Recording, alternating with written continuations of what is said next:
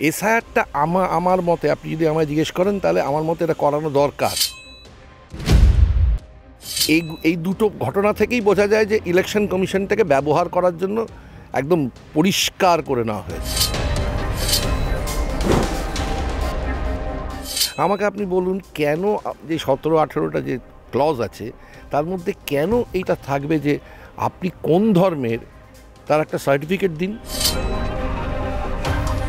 স্বরাষ্ট্রমন্ত্রী এবং প্রধানমন্ত্রী তাদের দুজনের বাবা মার কাগজ দেখাতে বললে তারা কাগজ দেখাতে পারবেন না।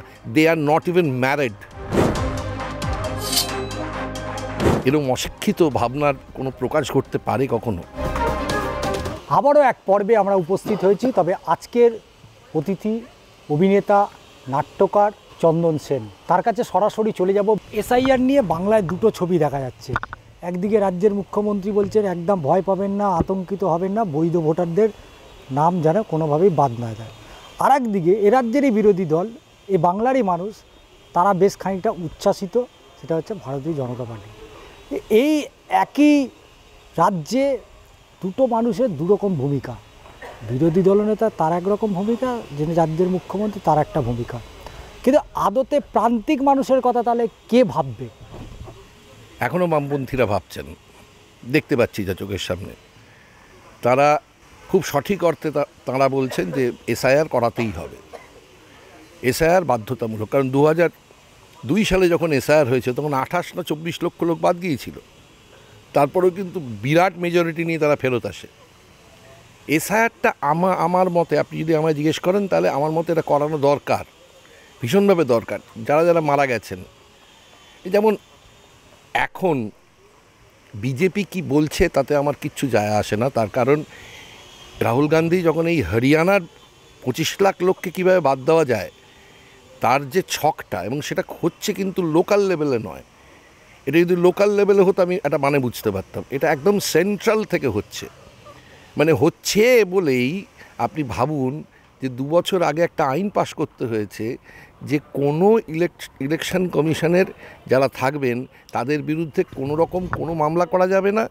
তারা যদি মানে অতীত হয়ে যান তাহলেও মামলা করা যাবে না।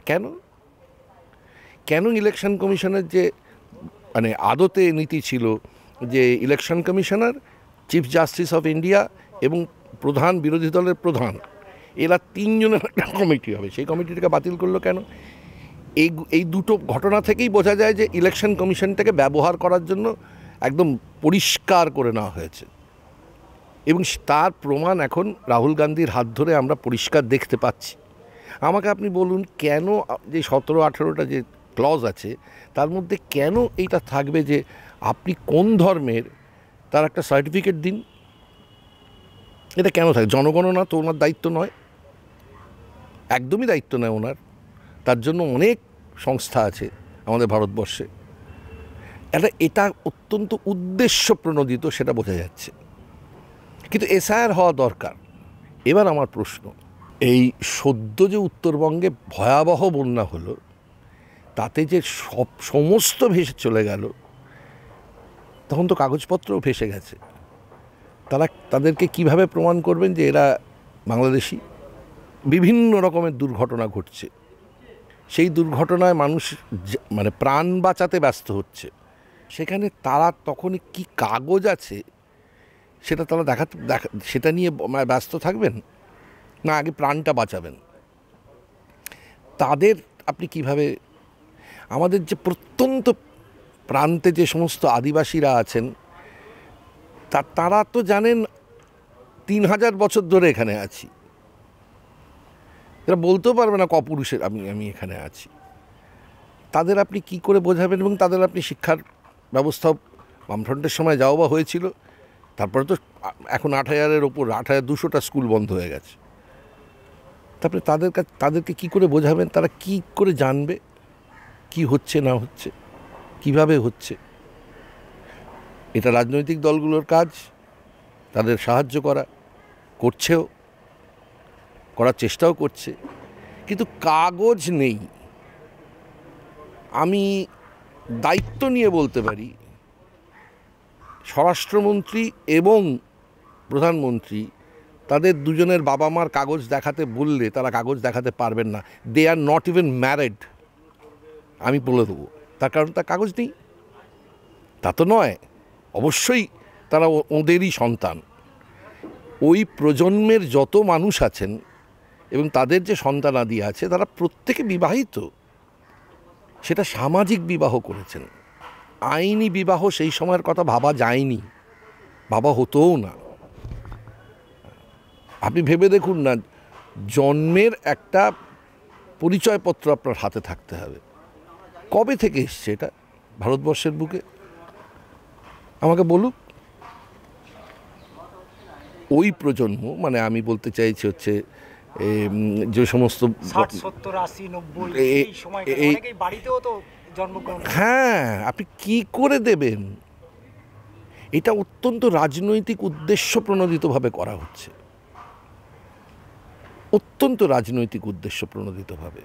আপনি ভাবুন না, আজকে যদি এল কে আদবানিকে জিজ্ঞেস করা হতো যে আপনার বাড়ি কোথায়, আপনি জন্মেছেন কোথায়, এবার এল কে আদবানি বলতেন লাহোরে, তাহলে কি আপনি বলবেন যে যান আপনি এখন বিদেশি, বাইরে চলে যান? এটা ভয় কখনো সম্ভব এটা বলা? এরকম অশিক্ষিত ভাবনার কোনো প্রকাশ করতে পারে কখনো? বাংলার শ্রেষ্ঠতম মনীষা তারা সবাই ওপার বাংলায় জন্মেছেন, শ্রেষ্ঠতম মনীষা। আমরা এখন যে নাটকটা করি মেঘনাদ সাহাকে নিয়ে, কিন্তু বাংলাদেশ, আপনি আমাকে বলুন বাংলার যত মনীষী আছেন, যত, তাদের মধ্যে কজনকে আপনি পাবেন যারা একেবারে তথাকথিত বর্ডারের এপারের মানুষ? প্রায় নেই, প্রায় পাবেন না। সবারই দেখবেন পরিবার, তারা কখনো না কখনো কলকাতায় এসেছেন পড়াশুনো করতে, তারপর এখানে তাদের তো। সুতরাং এসআইআর, এরকম উদ্দেশ্য প্রণোদিতভাবে এসআইআরকে আমি আমার বিরোধিতা করছি, কিন্তু এসআইআর হওয়াটা খুব জরুরি, খুবই জরুরি।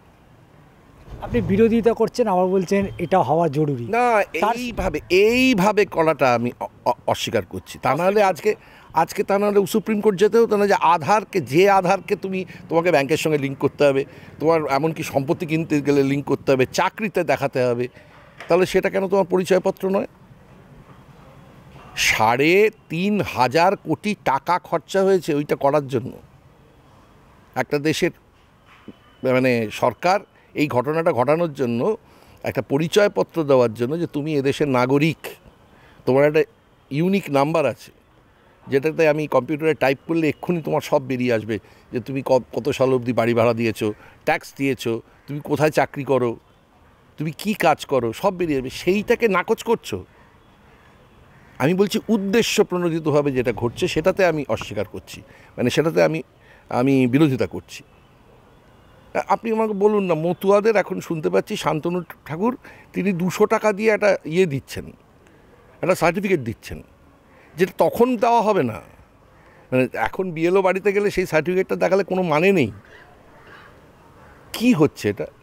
রাষ্ট্র কি তাহলে সবসময় সাধারণ মানুষকে গিনিপিগ ভাবে? কারণ বিভিন্ন সময় এই যে আধার প্রসঙ্গ বললেন, অবশ্যই এটা তো অত্যন্ত গুরুত্বপূর্ণ। কাজ ছেড়ে, অফিস ছেড়ে দীর্ঘক্ষণ ঘন্টার পর ঘন্টা আধার কার্ডের লাইন দিয়ে দাঁড়িয়ে আছে, তারপরে হচ্ছে পোস্ট অফিসে যান, আধার কার্ডের সাথে ব্যাংকের সাথে প্যান কার্ড, মানে আধারের সাথে প্যান কার্ড, বিভিন্ন সময় মানুষকে এইভাবেই হ্যারাসমেন্ট করেছে। তার মধ্যে আবার একটা এসআইআর, এই যে বেশ কিছু মানুষ ইতিমধ্যেই মারা গিয়েছেন, আত্মহত্যা করেছেন, কেউ হয়তো সেই অ্যাটেম্প করেছে অথচ মারা যায়নি। তাহলে এটা একটা প্যানিকের মতন। তাহলে প্যানিক দিয়ে রাজনৈতিক নেতাদের, কারণ এরাই তো এতদিন কোনো না কোনো সরকারকে তারা জিতিয়ে এসছে, সেটা 2005 সালের পর থেকে হোক। পুঁজিবাদী ব্যবস্থায় এ ছাড়া অন্য কিচ্ছু হয় না। আমি আপনাকে বললাম না যে ফ্যাসিস্ট ব্যবস্থা বোঝার জন্য 14টা পয়েন্ট আছে। আপনি সেই 14টা পয়েন্ট পড়ুন, দেখতে পাবেন এ রাজ্য এবং কেন্দ্র সরকার ওই 14টা পয়েন্টই ফিল আপ করছে। পুঁজিবাদী ব্যবস্থা এর বাইরে অন্য কিছু হয় না, এটাই ঘটবে। এই যে এখন জোহরান মামদানি সম্পর্কে এত কথা হচ্ছে কেন? কারণ সে পুঁজিবাদী ব্যবস্থার ভেতরে থেকেই কিছু সংশোধনের চেষ্টা করছে। সে পুঁজিবাদী ব্যবস্থা উচ্ছেদ করার কোনো কিছু কথা বলছে না, রুজভেল্ট বলেছিলেন এই একই কথা, এবং রুজভেল্টকে একই রকমভাবে আক্রমণ করা হয়েছিল, একই রকমভাবে। তিনি তখন president of United states of America, তা সত্ত্বেও রুজভেল্টকে আক্রমণ করা হয়েছিল। এবং এছাড়া প্রচুর সোশ্যাল ডেমোক্র্যাটস থেকেছে আমেরিকার বুকে, তাদেরকে এভাবে আক্রমণ করা হয়নি। কিন্তু যে লোকটি এখন দায়িত্বপ্রাপ্ত, তিনি যে একটি উন্মাদ বিশেষ, সেটা উন্মাদ ঠিক আমি বলবো না, খুব জেনে শুনে সব কিছু করছেন, কিন্তু এটা ব্যবস্থাটা পুঁজিবাদী ব্যবস্থার ফল। আপনার কাছে নির্বাচন কমিশন কি নিরপেক্ষ বলে মনে হয়? একদম না, অন্তত এই নির্বাচন কমিশন তো একেবারেই না। কেন? প্রমাণ তো এতগুলো প্রমাণ হাতের কাছে পাচ্ছেন, তারপরেও আপনি জিজ্ঞেস করছেন কেন? রাহুল গান্ধী একের পর এক প্রমাণ দিয়ে চলেছেন, না বিভিন্ন রাজনৈতিক দল প্রমাণ দিচ্ছে, না তারপরেও কি চোখ মানে বন্ধ করে বসে থাকবো, কান বন্ধ করে বসে থাকবো? সংবিধান যখন তৈরি হয়েছিল সেই সংবিধানের তো একটা অংশ নির্বাচন কমিশন। যে সংবিধান তৈরি হয়েছিল সেই সংবিধানকে সংশোধন করে যেই মুহূর্তে এটা হয়ে যায় যে নির্বাচন কমিশন এবং চিফ জাস্টিস অফ ইন্ডিয়া এবং বিরোধী দলনেতা এই তিনজন থাকবে না, তার বদলে নিজেরই ক্যাবিনেটের লোক থাকবে এবং প্রধানমন্ত্রী থাকবেন, স্বরাষ্ট্রমন্ত্রী থাকবেন, তারপর আপনার তার বিশ্বাসযোগ্যতা নিয়ে প্রশ্ন করব কেন? আর তো প্রশ্ন থাকার কথা নয়, আর তো প্রশ্নই থাকার কথা নয়। শেষ প্রশ্নে যাব, আপনার নিজের 2002-এর ভোটার লিস্টে নাম আছে?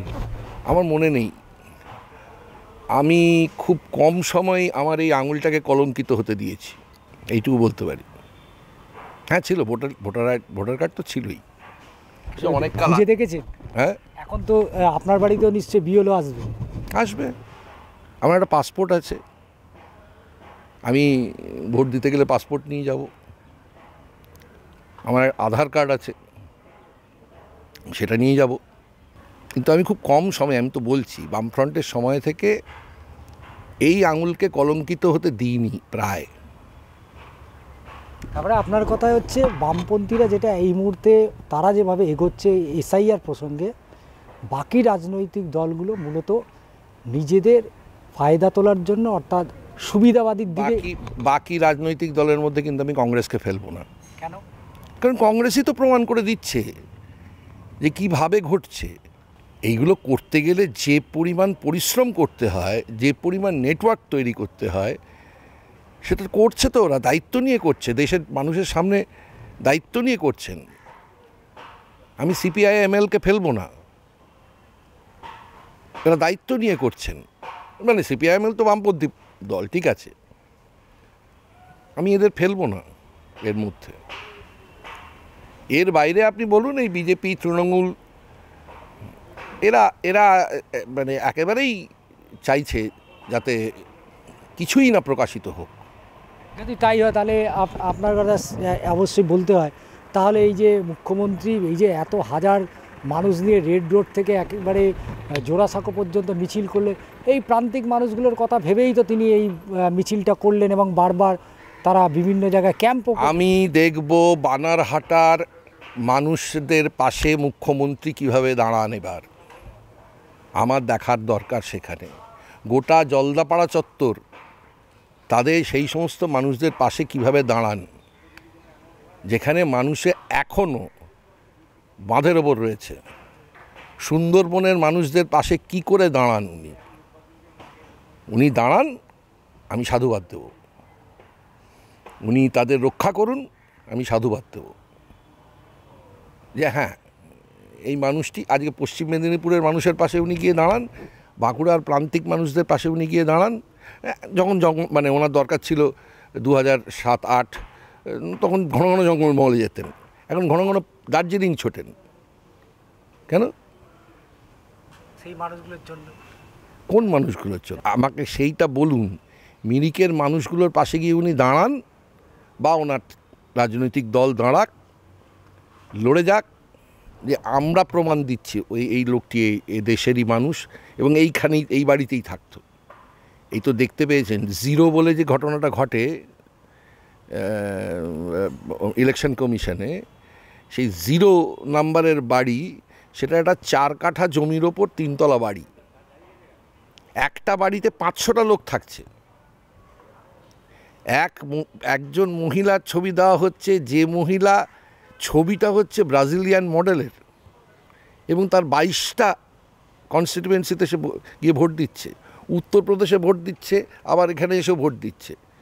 আর প্রশান্ত কিশোরের তো কথাই নেই, তিনি রানী শঙ্করী লেনের বাসিন্দা, আবার বিহারেরও বাসিন্দা।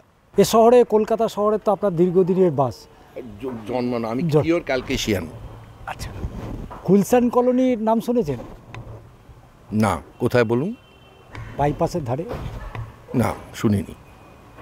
কেন, কি হয়েছে সেখানে? গুলশান কলোনি এমন একটা কলোনি, যে কলোনিতে 2 লক্ষ মানুষের প্রায় কাছাকাছি বাস, কিন্তু তাদের যদি ভোটার দেখা যায় হয়তো মেরে কেটে 3,000।